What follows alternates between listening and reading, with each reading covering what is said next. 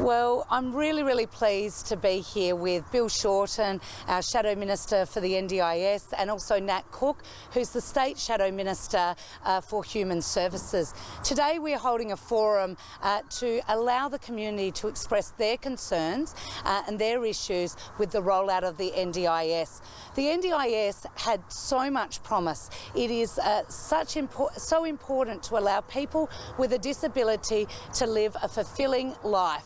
And that's the promise of the NDIS. Unfortunately, this government has really not put the effort and the intention into the NDIS, and as a result, we are seeing more and more people getting frustrated with the system and not getting the supports that they need. And so I'm very pleased to have both the Federal Shadow Minister and the State Shadow Minister here in Hallett Cove, in the southern suburbs of Adelaide, to listen to their concerns, to take on their concerns, and I hope the government will work with us to make this the system, a world-class system providing supports. It is incumbent on the government they listen to the individuals who are participating, their carers, their families, so that together we can actually have a world-class system of support for those living with a disability. So I'll now invite Bill and then Nat to say a few words and thank them for coming and listening to people here in the southern suburbs. Thanks, Amanda. It's great to be back in South Australia with Nat and Amanda. Today we've got a full house. We're talking about how people can get a better deal from the National Disability Insurance Scheme. South Australia and people with disabilities and their carers in South Australia should not be treated as the poor cousin of the National Disability Insurance Scheme. We are hearing hundreds and hundreds of stories of people being kept waiting for legitimate equipment, for legitimate entitlements to make sure that they can live ordinary lives. South Australians living with disability and their carers shouldn't be treated as second class.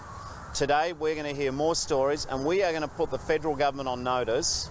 The National Disability Insurance Scheme starts with the word national.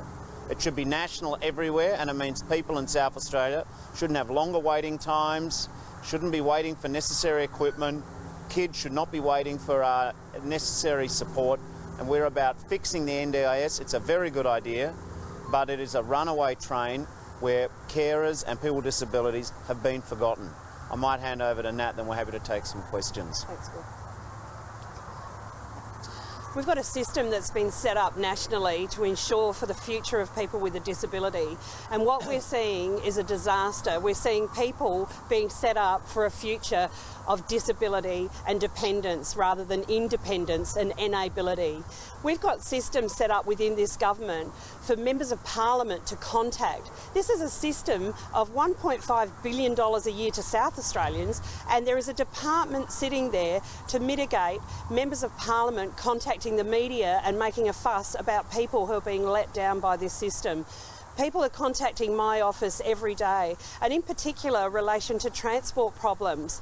Every person that contacts my office is down between $3,000 and $5,000 per annum on transport that's supposed to get them around to social functions, to work, to recreation, to volunteering, and they're being let down. They're being stranded at home and left dependent on other people to help them. That's not what the NDIS was set up for.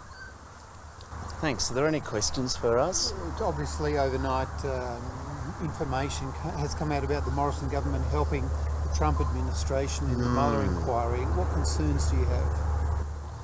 Well, I think it's very concerning, the revelations overnight.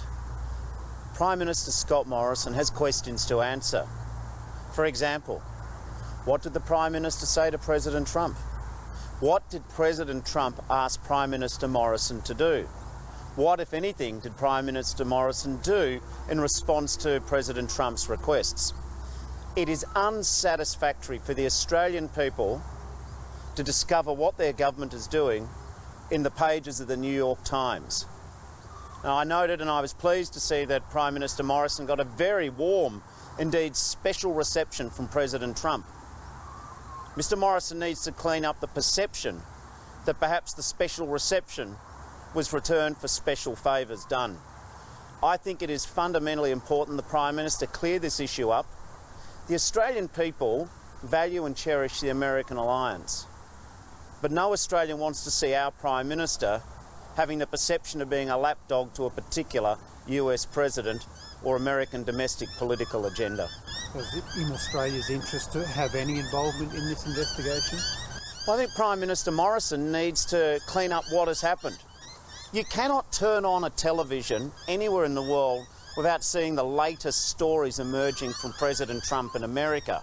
It's sucking the political oxygen of the world. What we need to do is make sure that our Prime Minister is not getting sucked into American political domestic games. Put another way, I do not expect America to interfere in Australian domestic politics, and no Australian Prime Minister should allow the perception of interfering in American domestic politics. Australians run Australia, Americans run America, and that's the cornerstone of our alliance. Scott Morrison says Australia is willing to help in a statement that he released. Do you think he has more questions to answer here? You could drive a Mack truck through Prime Minister Morrison's first statement. He's going to have to do better than nothing to see here, please move along.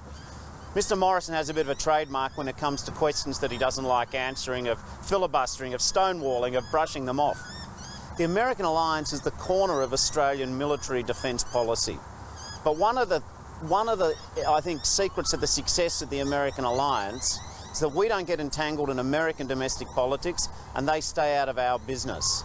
I think at the very least, it would be prudential of Prime Minister Morrison not to get caught up in any of President Trump's particular domestic political problems. I think he should just release the full transcript of the conversation. Let's know what President Trump's asking our bloke to do. Let's know what our bloke has done in response, because it is very important, I think, for a respectful relationship between Australia and America, our oldest just about modern ally that we have, that our Prime Minister is not seen to be a lapdog of a particular American president. Thanks, guys. Look forward to the forum.